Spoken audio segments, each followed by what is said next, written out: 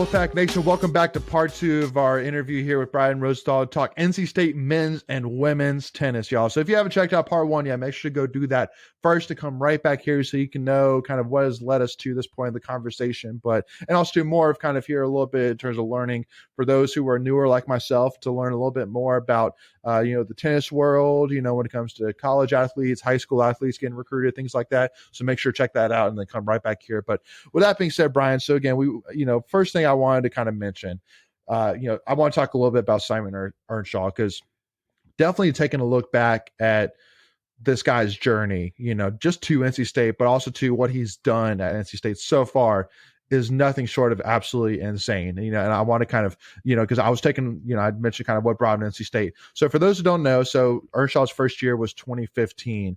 And before that, he was at Armstrong Atlantic University, a small sounds like a powerhouse.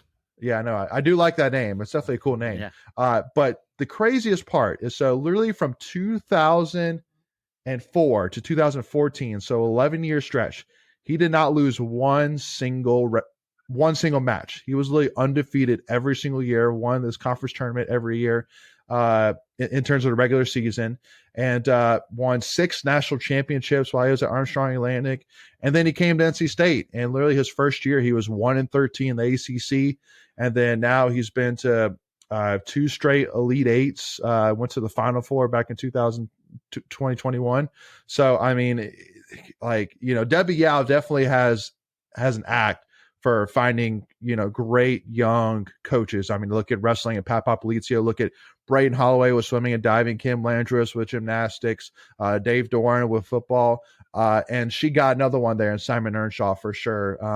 So I mean, we'll definitely talk about Kyle Spencer and the men's tennis, which definitely deserve their own, praise for sure. But I mean, to me, you got to start with Simon Earnshaw. I mean, this dude has absolutely revolutionized, I think, women's tennis at NC State.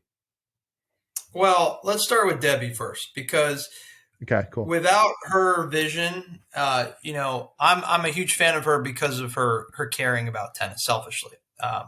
Previous That's athletics fair. directors, no, just another recreation sport that you have to carry because it's a traditional sport, right? And boy, did she came in and guns a-blazing, looking for the best candidates, and she did it. I mean, Simon's a really good coach, and he didn't have a lot to work with as far as facilities back then. I mean, the outdoor facility when he arrived was the worst in the conference, I think. Now the outdoor facility is right up there in as one of the best. I think outdoor viewing areas in the conference. Our indoor facility is still very outdated, but we're kind of landlocked there. So hopefully, some engineers can pull a miracle and some money can flow in, and we can make the indoor facility a lot better. I mean, like Simon has so many great connections around this planet, and I think his European coaching connection is off the charts. He's even now, I mean, he's global. I mean, he had a girl from Indonesia that was incredible last year. The girls from England, because he's English background, so he's got that. Yeah. He's got that going for him. But he's also he's done an amazing job even here in the States. He's got great transfers. Jada Daniel, probably maybe the greatest transfer in NC State history on both men's and women's side. He got her from the plains of Auburn a few years ago. So he's believable when you listen to him. When he listens, you speak. He's not the tallest guy in the world, but he commands your attention. He's very serious, but yet has a very funny, dry sense of humor. I think he's got all the tools to be a great tennis coach, and he's proven that. So he's doing great. I mean, it's unbelievable what he's done at NC State. It's off. You said it's ridiculous. Like when I no offense to the women, for the last many years when I played, and then right after that, it was bad. It was dark times, and it was dark times for a lot of sports, right? Before Yao sure. on the Olympic side. So, like I said, credit to her. She put a lot of stock into it. She cared a lot about it. She would attend the matches. Like, she attended a lot of tennis matches when I would come randomly, 7-8 years ago. I'm like, wow, Yao is, again, she's here and she's here. She's always watching. So, I mean, just what else can you say? He's done it. He's got the job done. He should be recognized as, I would think, one of the best coaches we have on campus. I'd have a hard time disagreeing with you there for sure. And He and won a especially national championship. yeah. Well, and again, he's knocking on that door. I mean, it's only to me, it's not a matter of if, it's just a matter of when. Again, to go to 2 straight Elite Eights 2 years in a row, and was a point or two away from getting to 2 straight Final Fours 2 years in a row. I mean, it's unbelievable. Simple as that. I mean, again, 2021 had a program best 4 players honored as All Americans. Ended the season number 6 in the country. It's crazy for sure.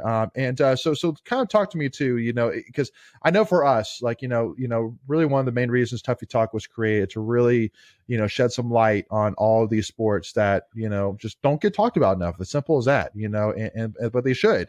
If you were talking to an NC State fan who's never gone to a tennis match, never really, cared too much about it, obviously, you can immediately look at, if you go, you're going to see a great product. You're going to see a team that more has a great chance to win. But I mean, is there anything besides those 2 obvious things that you would kind of pitch to an NC State fan who's kind of has that mindset? Here's my pitch to NC State fans that are on the fence to go to a men's or women's tennis match. Please. There's a stadium right across the street. And if you like baseball, there are plenty of times where baseball and tennis play either same day or same time. So if you're just like, I just don't know if I can waste my day. I don't like tennis. I'm not into tennis. My kids will get bored watching tennis, but we love our baseball team. Figure it out. Look at the schedule. And that's your kind of your dive into tennis, is to do it with baseball. We play with baseball, like, it seems like 30% of the time. So you can actually go back and forth. But if baseball is playing at noon and tennis is at 3:30, that's the introduction, I think, to watching college tennis. It shouldn't be that way, but I get it, right? Like, if you're not a tennis fan, but you love NC State athletics, that's the way to approach it, in my opinion. Like, okay. Go when there's baseball, because you love baseball. You love the stadium. You've been doing it for 15 to 30 years, 40 years for some people. Just that's how I would approach it. You're going to get to see a great product. NC State women are number 3 in the country, right? I mean, can you imagine if football was 3 in the country, or men's basketball was 3 in the country? Like, it'd be the most expensive ticket in town.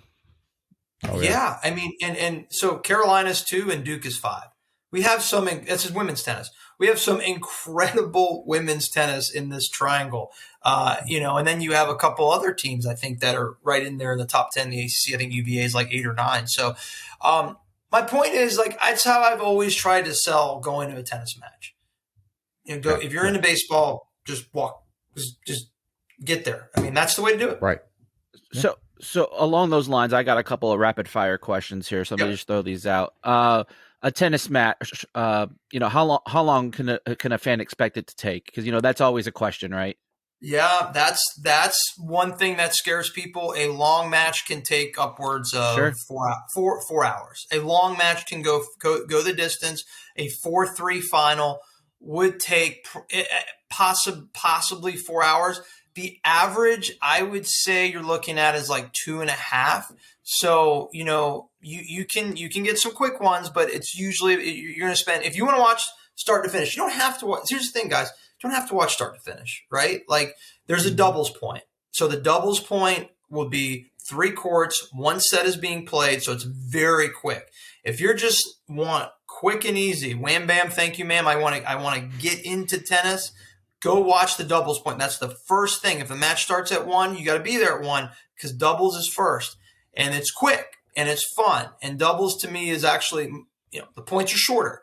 So if your attention span is not there for tennis quite yet, you start with the doubles, you'll sit in the stands for 40 to 60 minutes. And then it gets long with the singles side.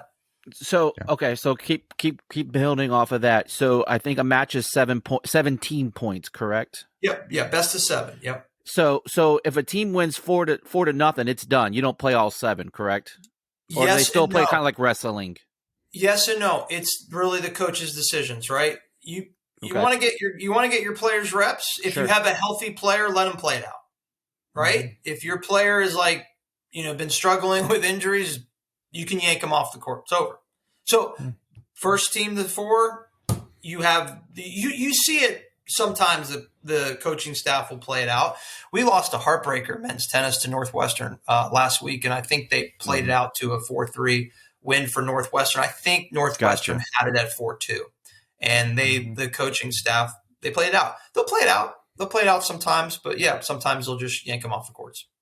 Gotcha. And then my last one on the rapid fire session, if you will, do men and women play on the same day, or do they typically, because I know like women's and men's basketball don't play the same day. How does that work?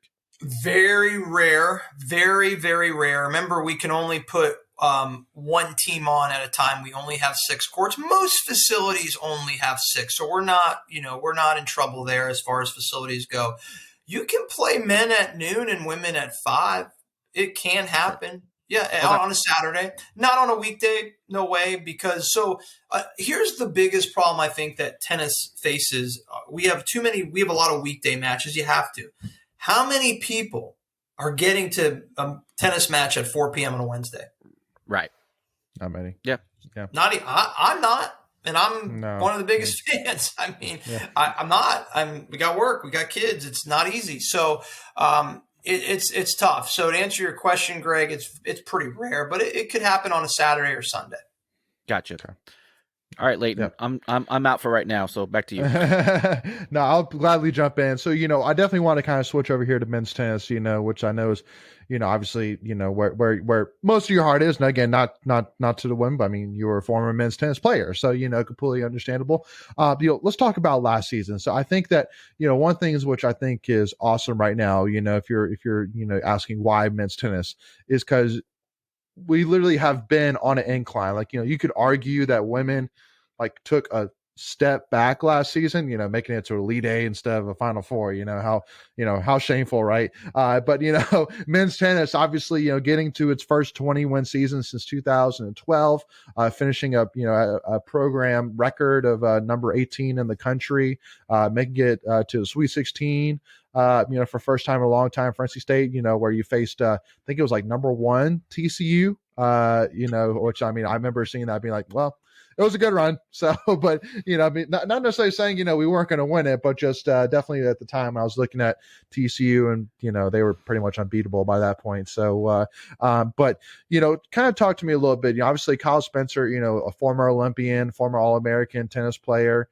only took over back in 2017. So he's still at the beginning stages of his career at NC State here. So, I mean, again, be only 5 years in and he's already doing all of these amazing things here with his program. Kind of talk to me about really, because I'm sure you've talked to, Coach Spencer a ton.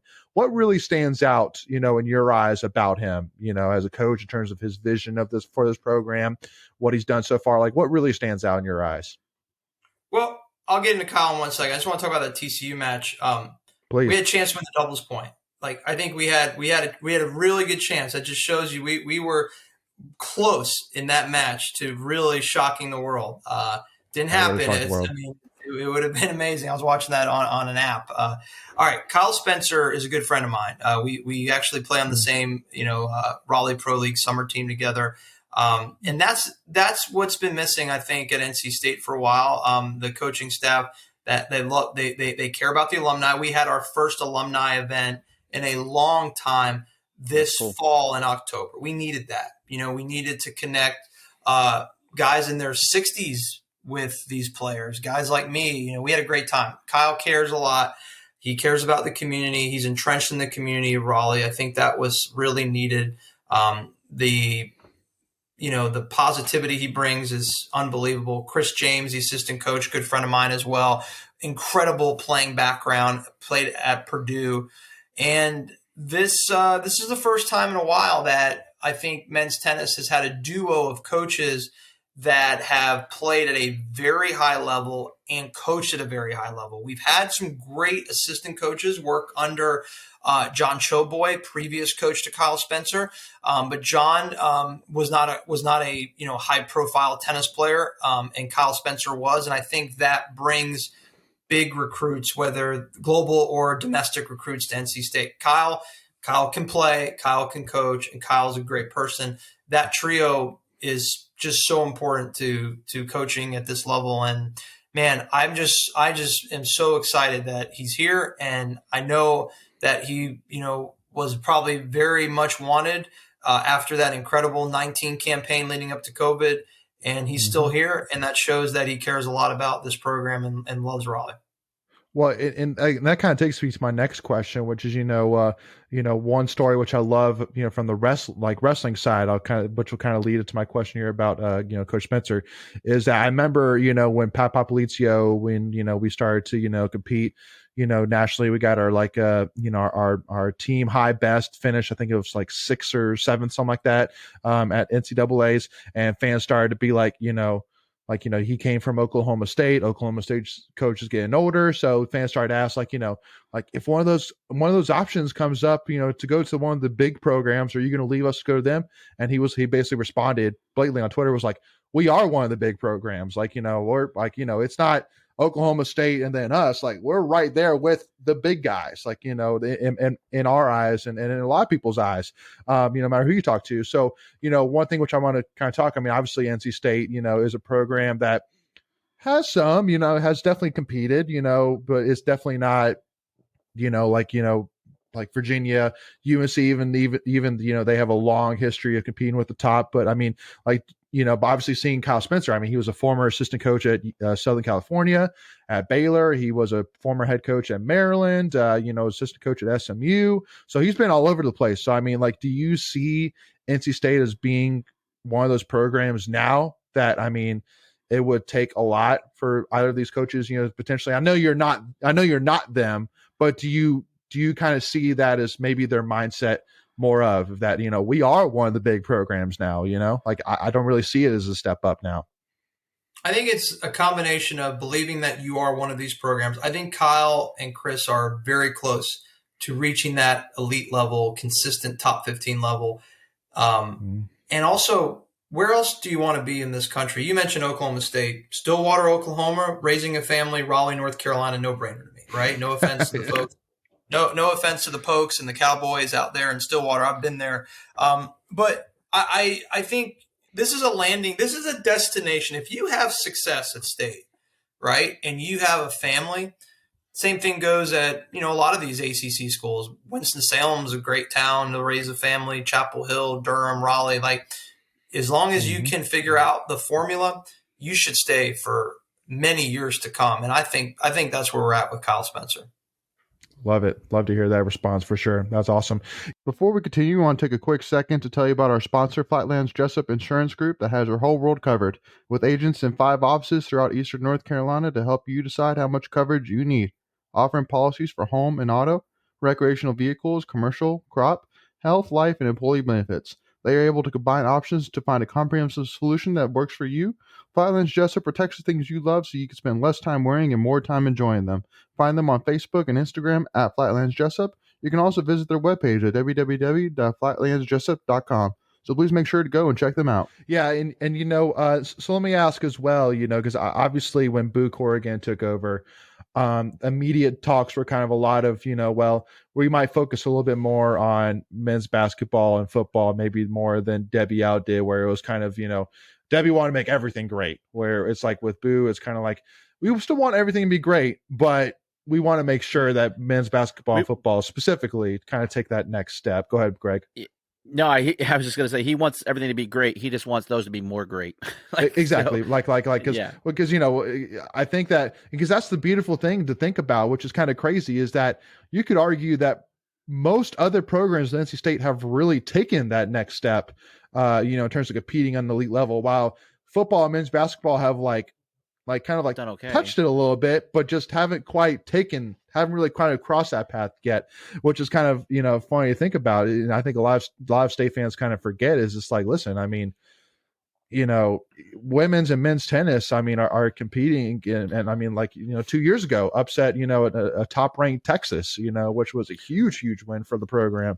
Go ahead, Greg. I know I could tell you. Yeah, the one thing I would say is there's a reason why we're in the top, 18 to 21 range in the Capital One Cup, right? It's because of tennis. It's because of cross country, a lot of the women's sports, the men's sports, they've been doing okay, but the other teams are bringing them along. It's not the other way around. So Exactly. And I would ask you, Brian, do you see that still, like, that trend continuing? Like, is there still room to even improve? Obviously, based on our rankings, but the women's have been in the top 4 to 8 range in the last couple of years, and we were talking before the show, the men, just like in the last 3 years, that trajectory, it's just gone straight up. It's not even been a slow crawl up. It's a rocket up.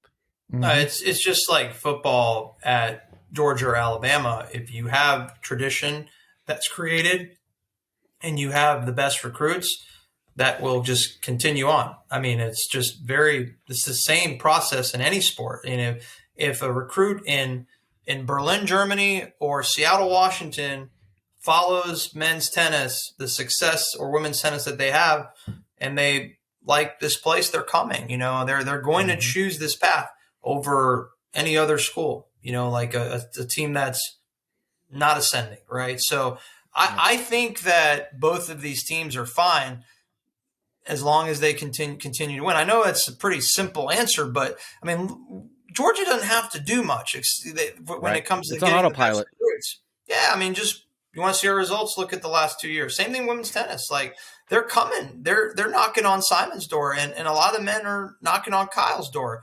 That's amazing, and I think it's still a work in progress, probably because it's still NC State. The reality is you can't just sit behind and do nothing, right? Like some of these other schools can do. But honestly, I think they're both, to answer your question, I think they're both in really good spots for the next few years to come because of what they have done over the last few years. We have prospective student athletes, and their coaches knocking on our door. That has never happened before in tennis until Simon and Kyle arrived on the scene. Love it. So I kind of want to ask a question here because, again, I don't know enough, and if I don't know enough, I'm sure a lot of our fans don't know a lot about it. Can you kind of explain the indoor season versus the outdoor season? Like, how does that all work as far as the team, the individual? Do those things carry over from season to season? Whereas if you're a top 15 player on the indoor circuit, you're going to be at that level on the outdoor circuit. Like, do they tie in together? How does that all work? So you play. Okay, so there's an indoor like national championships that are played in the fall that all the points carry over. There's not an indoor ranking versus outdoor ranking, right? Okay. Whatever your results are in the fall, late fall, November, December, those will carry over to the spring, right? Which is January. Gotcha. You play indoors now if the weather doesn't permit. So every match should be played outdoors technically, but you can't because there's rain and there's frigid conditions. So the sport, the NCAA tournament, the conference championships are outdoors unless weather does not permit. So it's not an indoor sport per se, right? It just kind of happens to add that little layer of it they have an indoor national championships where I think like the top 16 will go to a site. It's usually in the Big Ten country, Madison, Champaign will host. Those are like two of the big venues. I think even Eugene out in the Pac-12, Oregon's host. At times their indoor national championships that will take place about 2 weeks before Thanksgiving. But that doesn't hold a lot of water. Like Carolina, I think won the indoor national championships on the men's side. It just doesn't mean much. It's kind of like winning the NIT in the preseason NIT and MSG. Just gotcha. Like 4 teams get invited. It's nice. It's a nice thing to win, right? You want to win gotcha. It in whenever that's being played in November or December. Or that's not even a good example. Like winning the Maui Invitation, right? Like that's great, right? But what does it matter in March when your brackets are being filled out? Oh, I won the Maui invite. Oh, well, you lost second round in March. It doesn't matter. So indoor, outdoor are really totally different, separate things. It's all about outdoor tennis. That's where it's really going to start to matriculate when it matters. Late March through the end of the season, you shouldn't ever play indoors unless there's a monsoon. And they'll play outdoors. If it's raining all day, they'll say, we're going to wait it out. We're going to wait till these courts dry because the coaches want to play outdoors. Yeah. Gotcha. Okay, good. And let me ask you this too, Brian. I think, one thing which might, kind of might kind of impress a lot of NC State fans for sure is, obviously, you always want to see those ACC rivals that we're all used to. You want to see State play UNC, you want to see State play Wake Forest, Duke, Virginia, you name it. And like when I was looking at the stats, one thing that really stood out to me is, for men's side, that 6 of the last 9 years that there's been an NCAA champion crowned, the winner has been from the ACC. Virginia's won 5 of the last 9, and Wake Forest won one of those as well. And then for the women's side, last year, the top 6 teams, 4 of them were from the ACC. UNC, Duke, Virginia, and NC State were in the top 6 of the final rankings. So, I mean, is it fair to say the ACC is, that conference in the NCAA? Women's tennis, 100%, I think. Okay. Women's tennis, 100%. You can make an argument the SEC is the king on the men's side, but this year, man, there's some teams out there that are going to shock the world, and FSU is one of them. FSU's 9 in the country. You talk about It's been a long time coming for FSU to be back in the top 10. They have been a very average program for years. I don't get it because they have all the tools. That's shocking. Yeah, so ACC's up there. I mean, I would say it's 1A, 1B, SEC, ACC tennis for the men. I think the conference is off the charts good. I think it's clear beyond any other conference. The Big 12 is really good too, like Texas, Oklahoma is. I think both of those. We play Oklahoma. Women play Oklahoma. You mean SEC? To be. They're SEC to be. That's true. Yeah. So right now, the Big 12 in women's tennis, their lead dogs, Texas, Oklahoma, are both, I think, in the top 5 or 6 as well. But ACC women's tennis is the queen of NCAA tennis. Okay. Yeah. I guess kind of my next question is like in a lot of the non-revenue sports, you see like one site is always the host for the championship. Is that way with tennis as well, or does that kind of rotate? It's been a rotation. Okay. The last few years, Cary Tennis Park, which is about 20 minutes from campus in West Cary, hosts a lot of great events. They have hosted the ACC for several years, and now that's been moved down to Georgia at a beautiful public facility down there. I can't remember which town it's in Georgia, but the ACC championships have been played, I think, the last 3 years down there. Brutally hot, in late April. I think that Georgia always seems to be the hottest place to play tennis in the summer. But yeah, I mean, it does. To answer your question, Greg, the rotation has been pretty slim. It's primarily been Cary and this new Georgia facility. They want to play it. Typically not on a campus because you have to play a ton. You want to play a couple matches at the same time. So you need about 20 courts to do that, right? You're going to have men and women. I mean, you need a lot of courts. So you need to find a public facility that has a multitude of courts, and none of the campuses provide that. Gotcha. And then does it cost to go to the games? Because or the matches, excuse me, because that's always something that fans want to know. Is there a charge for that kind of stuff? The conference championships, yes, and the NCAA tournament, yes, very minimal. I mean, I think it's $5 or $10 to walk in the doors of a NCAA tournament match. So it definitely won't break the bank.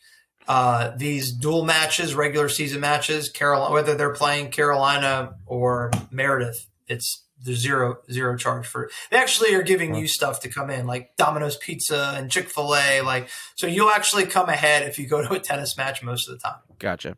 There you go, fans. There's no reason why you shouldn't go to support them then.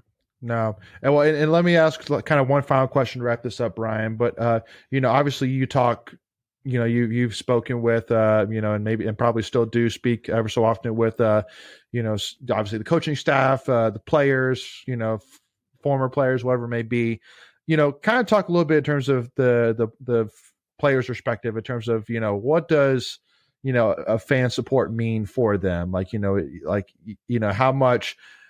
How much of a difference does it make on them? Just to kind of really drive home the fact that, not only is it, beneficial for us as the fans to watch, a great, product on the court, but kind of talk to it in terms of what does it mean for the athletes, for the players. Well, every sport has a huge mental component to it, but I think tennis and golf are the two biggest ones. So if you bring a massive group of fans that are especially rowdy fans, college fans, screaming and yelling right on top of these tennis courts, you get into the head of the opposition, it makes a huge impact. I'm in. You're in. There you go. So you need to come to one of these matches and just start screaming and yelling. And you know what? You can't do this at a pro event. Okay, so Greg is screaming whatever he wants to scream at the Tar Heels. He can do it. I mean, unless you're sounds accurate. Unless it's completely out of line, egregious, then you'll get in a little bit of trouble. Someone may say, "Tone it down, dude." But you can't do that at a tour event. You can't scream like whatever you want, and they'll say, "Quiet, please." Usher will come to you. Please stop immediately. You can raise some heat, and you can get into the head of the opponents in college tennis matches. Layton, to answer your question, man, I wish I had more of that. We didn't have good seating when I played. We didn't have great teams. I think like we were ranked, but man, I mean, like maybe in the 50s at the time. I don't even remember. I can't even find records of our stuff. Like back in the Stone Age, there's just nothing there that really shines. Someone said to me, "Oh man, I found you played this match against ECU." I'm like, I have no idea because I don't have a great memory of like all the college matches. But I'm like, I can't find it. I don't even know how you found it. That's awesome. But long story short, like. Yeah, you need to come get rowdy because it's actually very much welcome at these tennis matches. It's not like, clap, oh, great point. That's a misconception with tennis. It's sort of like that a little bit on if you go to a pro event, but college is just, man, you can yell and scream and it's a lot of fun. Like during play, not maybe when they serve. After the point. After the point concludes, you can scream. You can scream what you want, yeah. You can get into people's head. Like you can be sarcastic, you can say stuff like, "I would have made that shot," or "God, you suck." Like, you can say that, and it's going to be fine. But funny. It has to be after the points conclude. Yeah, for sure. Okay, that's fair. All right, so there's still some etiquette there. There's definitely more etiquette. Tennis. Yeah, there's still etiquette in tennis. It's never going to be like football or basketball, but we're getting closer to making it more fun, especially on the college level. I think you kind of have to, right? Because again, you want to encourage people to come out, and if it's really stuffy, I don't know if people really are into that. So no, it was honestly when I played, the crowds were slim because they didn't know we weren't educated. College students, tennis, it's a country club sport. I don't want to, do we wear all white? It's like people just didn't know, and now I think the word's gotten out, word travels, people are posting the matches on Twitter videos or TikTok, and they're like, "Oh, that actually looks kind of fun." So also one more thing I'll add is tennis has become huge over the last few years. And I think because of COVID, that's helped. Tennis is one of the fastest growing sports with pickleball. So we're starting to see the audience is growing. Last year I went to some matches and I was pleasantly surprised. So it's a good thing. Awesome. Okay, good to know. So last fun question. So one match for your life, would you take Nadal or Djokovic? Would I want to play or beat him? I don't understand. If they were going against each other, who would win? Your life on the line. Well, hold up. You got to give some more things because one player's better, on court, clay. Come on, ladies. Come on. Hey, if you want to ask the question, right? So great. So the betting market would have Nadal, if he's healthy, a much bigger favorite on clay over Djokovic, right? It's just his natural surface. He's the greatest clay court player. No, he's the greatest. Yeah. It's by a mile. So if we play on hard, which is the standard surface and I know where Lade's going with this. If it's a hard court life bet on the line, I'll take the Joker over Nadal. But on clay, it's a totally different game. Not even close. Yeah. So it's the clay. The clay slows down the game. It's just different, man. It's more athleticism. I think is involved with clay. You can slide on the clay. It's a grind you out type of surface where hard things are going to go quicker and faster. So Djokovic on hard, Nadal on clay, probably not the answer you wanted, but that's just the reality behind it. No, I mean, I learned a lot right there. Again, it just shows. Again, like King Richard's taught me a lot, and that, I feel like that's saying something. So but anyway, well, Brian, thank you so much. And again, if you wouldn't mind, for those who maybe didn't see part one or didn't remember part one, if you wouldn't mind just kind of giving again the same pitch in terms of where our followers, fans can find you. Yeah, you can follow me on Twitter at Rosenthal Razor, and you can YouTube some of my podcast interviews. Just type in Brian Rosenthal. And Lines Are Out was a podcast show that I used to host before signing on board with Beer Life Sports. You can follow Beer Life Sports at Beer Life on Twitter. Again, I do as a side hustle, as for fun. It's not my primary job, but I love to interview in the fantasy football space and in the gambling space for all sports gambling. So do that on a weekly basis. Not as extensive as you gentlemen. You guys do an incredible job for NC State, and I will continue to follow you for throughout the duration, especially the men's basketball season. Going to be interesting to see where this goes. I had very low expectations, so I hope we're dancing. You're not the only one. Yeah, I know, right? Got to dance, man. I mean, it's like this is a pretty down conference this year, and it's an opportunity to take advantage of it, and hopefully we'll dance. I know the men's and women's tennis team will be dancing. Hopefully men's basketball is as well. Amen to that. Awesome. Amen. Well, thank you again, Brian, for your time. Really do appreciate it. And yeah, Wolfpack Nation, I mean, definitely cannot stress enough, to go support both these teams. They have definitely deserved it. And also too, again, it's beneficial for them, but it's also going to be beneficial for you. You're going to see a great product. You're going to see a great NC State team compete. And more likely, if it's ACC matchup, you're going to see two really good teams compete against each other in a big, big match. So make sure to go and check them out. And make sure, again, for us, if you don't mind, if you haven't already, hit that subscribe button, hit that notification bell. First and foremost, hit that like button if you enjoyed this interview, and give us a follow, Tuffy Talk now on Twitter and Instagram. But thank you all so much again for tuning in. We will talk to y'all soon. And as always, go Pack, baby.